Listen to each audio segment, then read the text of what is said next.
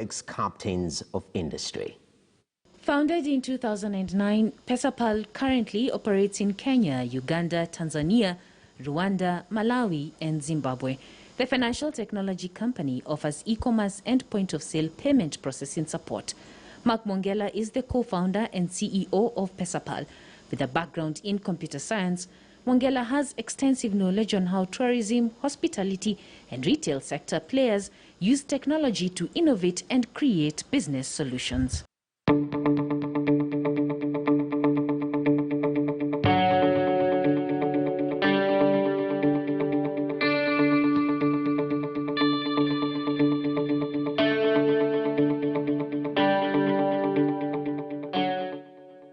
Mark Mongela, thank you so much for coming on to Captains of Industry. It's very exciting to have you, I must say. Thank you. Thank you very much for inviting me, Brand. So you recently got approvals from the Central Bank of Kenya and also authorities from Tanzania. Yes.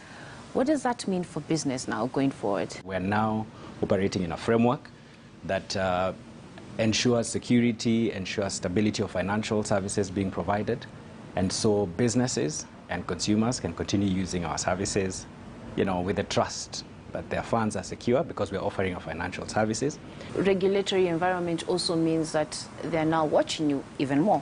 Well, I choose to look at that from the positive side of things, because if you want to sustain innovation, if you want to sustain solutions, then they have to be built on sustainable foundations. So I look at regulation as that foundation or that framework that ensures we sustain whatever we're doing. So, if we go and roll out solutions to customers, we're holding, customer money.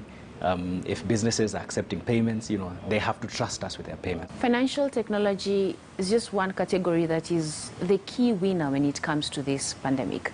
So how exactly are you positioning yourself to ensure that you continue becoming sustainable in the long run, even after the pandemic?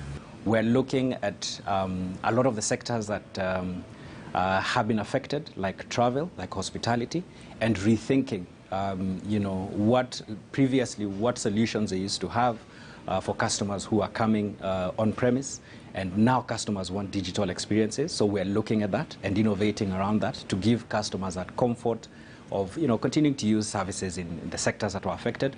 There are also interesting sectors such as restaurants. Previously nobody knew what a QR code is. Now we know what QR codes is, and we're working with our mobile phones. We can experience restaurants in a rich way. And even with opportunities also comes an even bigger risk, because now you're dealing with an increase in cyber fraud. While previously we were worried about can I get your card and go and use your card, right now what we are seeing in the trends of cybersecurity is identity theft. And that means I can present myself as you to your bank or to your financial institution, and by answering a few questions, I can get access to your information. Now, a lot of us also carry receipts that we've used or we've consumed in our wallets, in our purses, and that information can be used to present yourself or to present you to a financial institution digitally. And that's a challenge about digital, is that you don't always come in contact with the person.